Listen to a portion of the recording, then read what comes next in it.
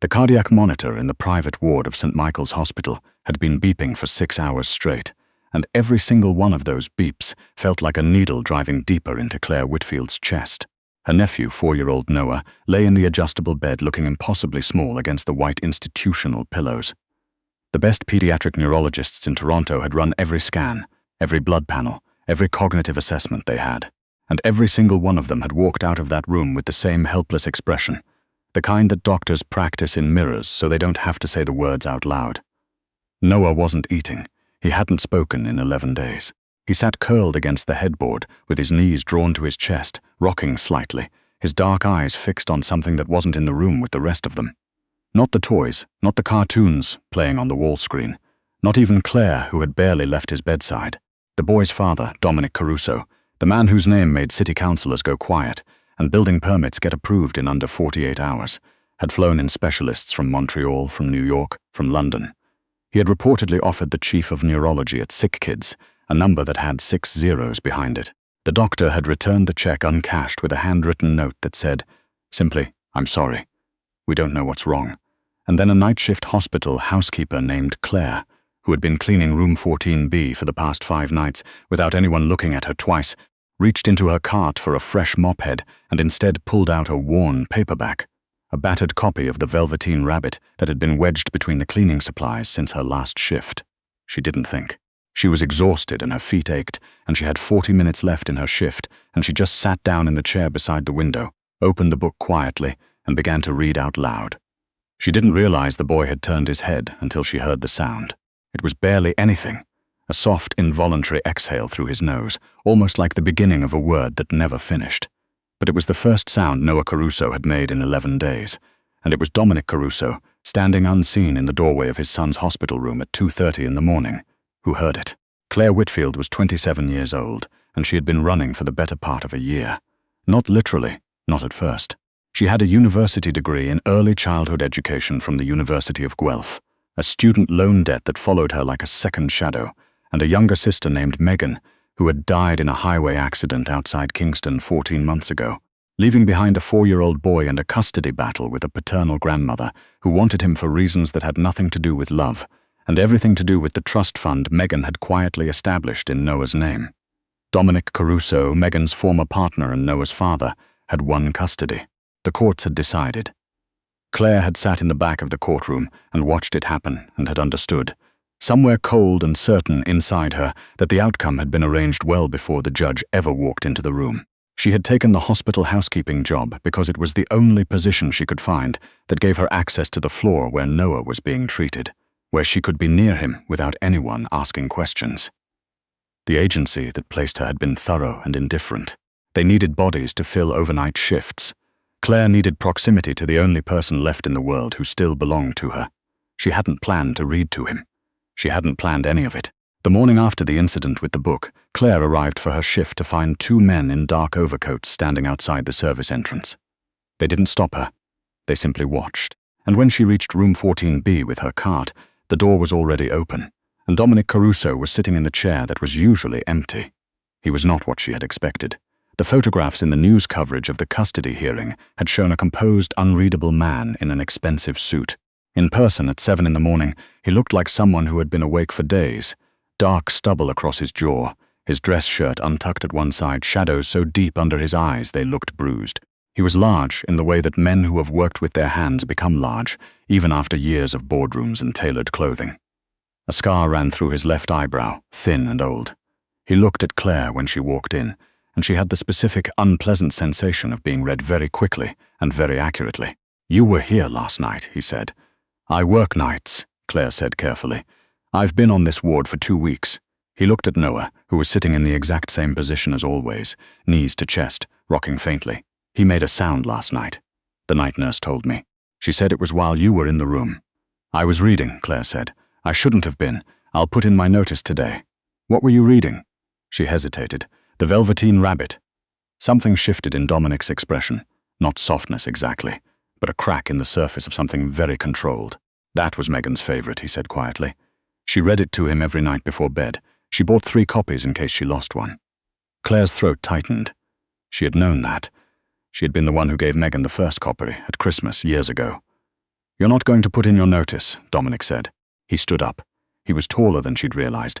"You're going to come work for me. Whatever they're paying you here, I'll triple it. You'll have your own room at the residence. You will read to my son every night, and whatever else he responds to, you'll do that too." He paused.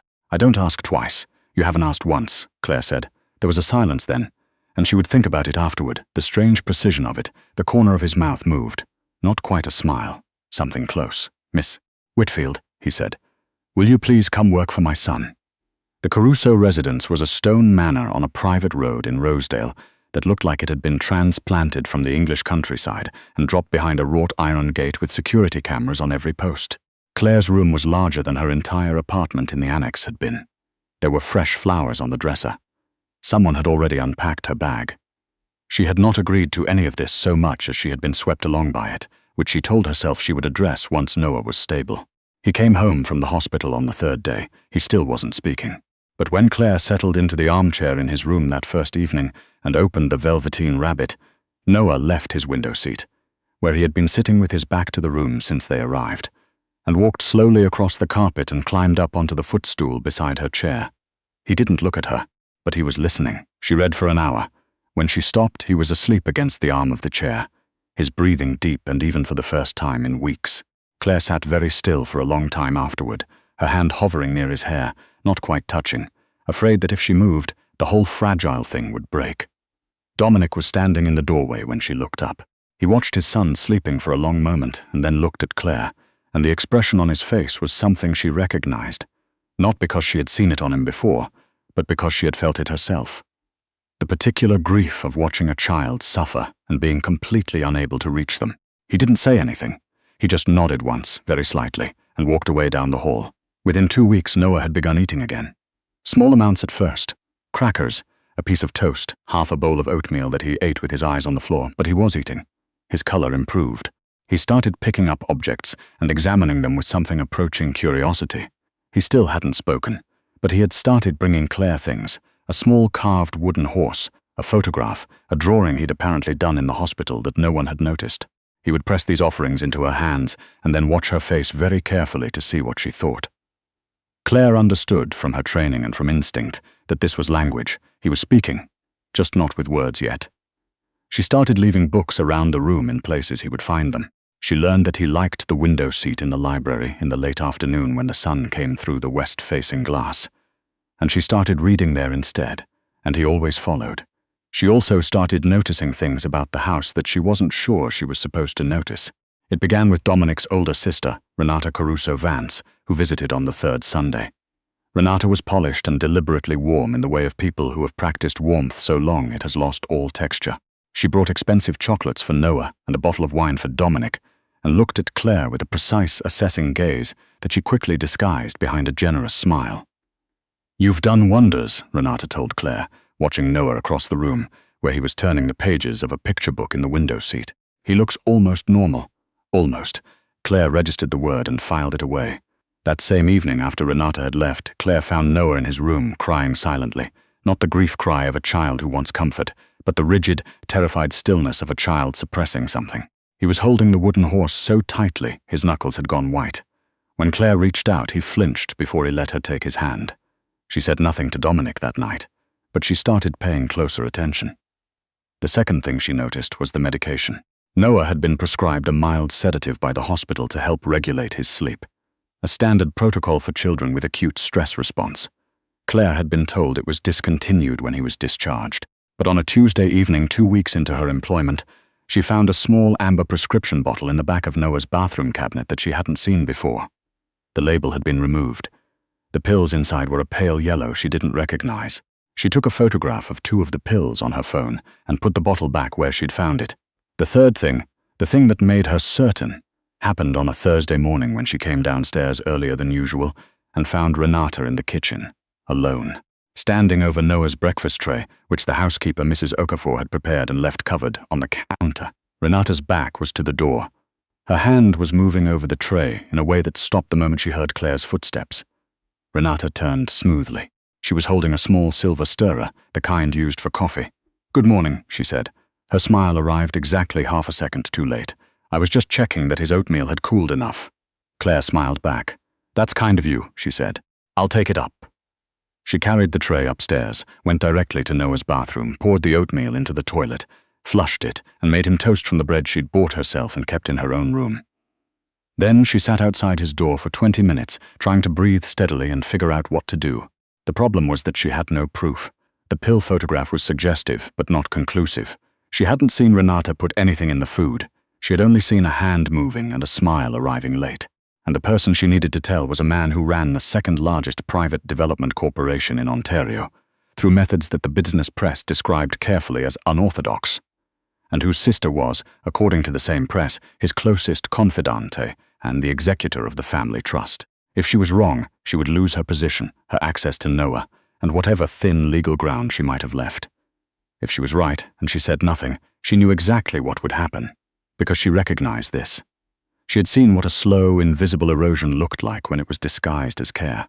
She took the photograph on her phone, and late that evening sent it without comment to her university friend Rachel, who had gone on to do a PhD in pharmacology at McMaster. Rachel responded at 11:30 that night. "Where did you get this? This is a pediatric sedative, heavy duty, controlled, not for regular use. Way above what a kid Noah's age should be getting. Call me." Claire sat on the edge of her bed for a long time in the dark. Then she went down the hall and knocked on Dominic's study door. He opened it still holding a pen, papers spread across the desk behind him. He took one look at her face and stepped back to let her in. He didn't ask what was wrong, he just closed the door and waited. She told him everything, the bottle, the photograph, what she'd seen in the kitchen. She laid her phone on the desk with Rachel's message on the screen and stood with her arms crossed over her chest, not because she was defensive, but because she needed to hold something steady. Dominic didn't move for a long time after she finished.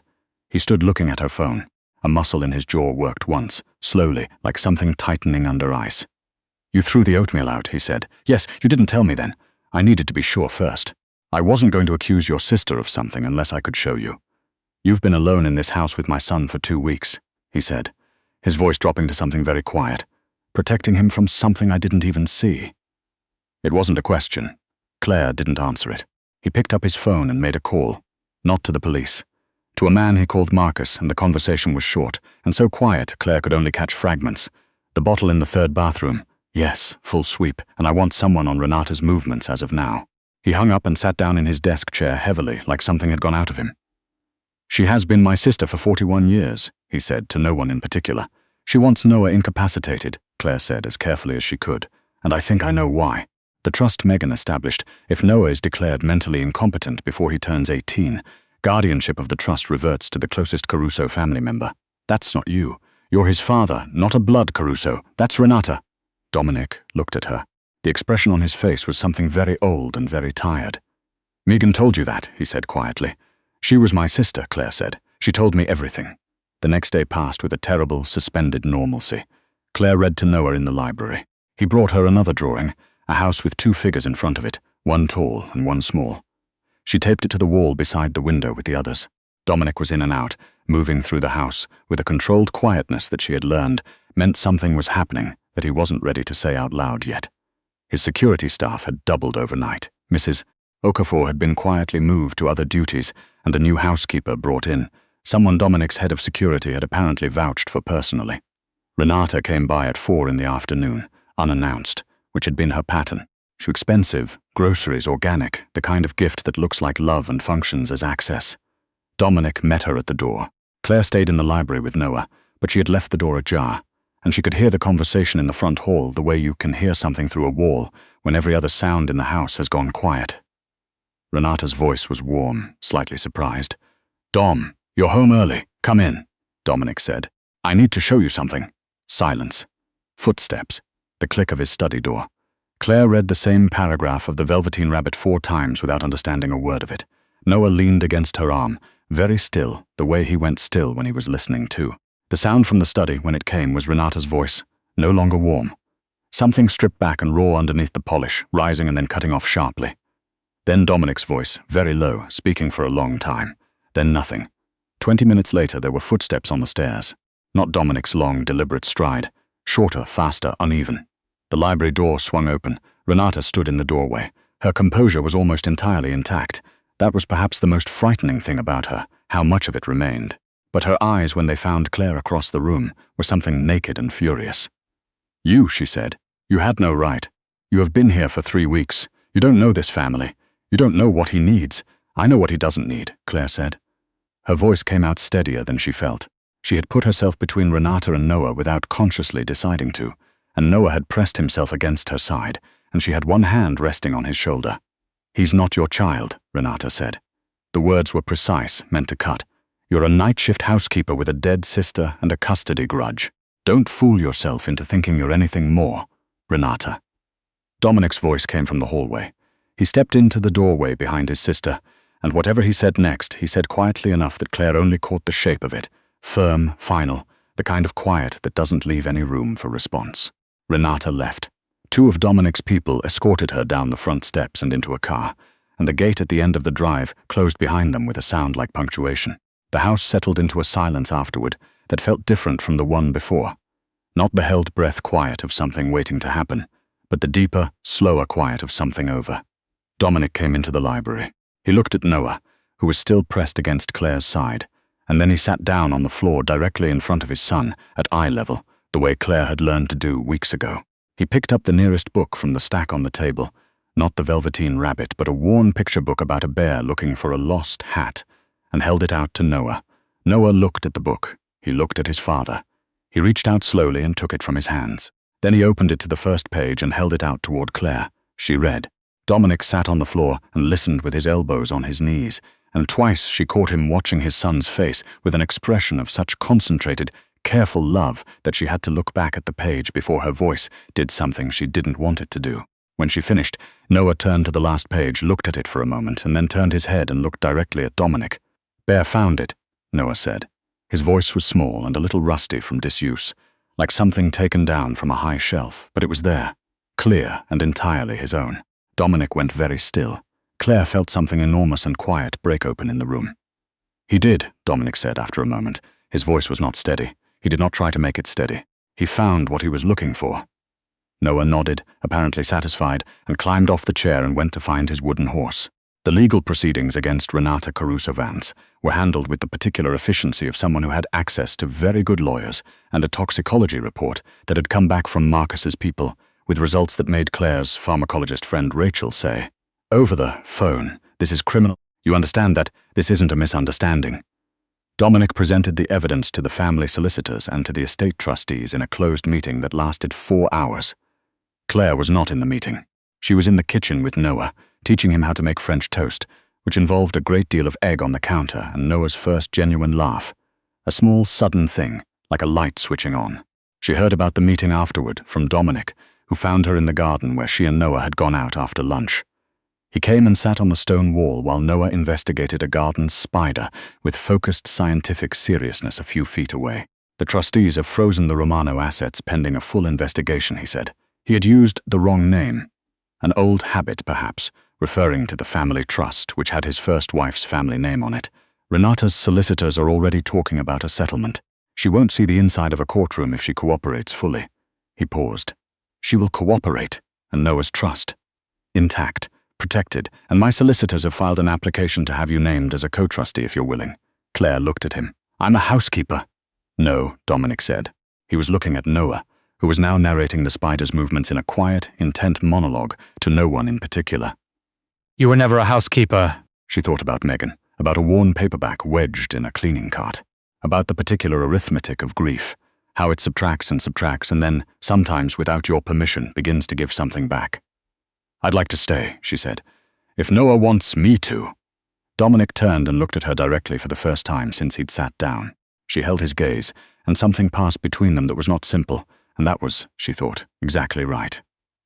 Noah, Dominic called. The boy looked up from his spider, alert. Do you want Clare to stay? Noah considered this with the gravity of someone making a very important decision. He looked at Clare. He looked at his father. Then he walked over to Clare, took her hand firmly in both of his, and went back to his spider without letting go. Dominic looked at their joined hands and then up at Clare, and his expression was so unguarded she had to look away at the garden, at the late afternoon light coming through the maple trees, at the ordinary, extraordinary fact of a child who had come back to the world. I think, Dominic said quietly, that's your answer. There is a particular kind of courage that nobody sees, the kind that lives in overnight shifts and aching feet, and the decision to read out loud to a child who cannot hear you the way you need him to. Clare Whitfield had walked into that hospital ward carrying nothing but a dead sister's book and a love that had nowhere left to go. She had not set out to save anyone. She had only refused, in the smallest and most stubborn of ways, to stop caring. Noah spoke in full sentences by the end of the month. He started at a small school in the neighborhood in September, and on his first morning he stood at the front gate and looked back at Clare and said, very seriously, "You'll be here when I come back?" "I'll be right here," she said. He nodded, squared his small shoulders, walked through the gate, and she was there when he came back, same as she had been every morning in that hospital room, same as she had been the night she opened a worn paperback in the dark, and a little boy turned his head toward the sound of a voice that reminded him he was still loved. Some things are not fixed by power or money or the weight of a name. Some things are only fixed by someone willing to stay.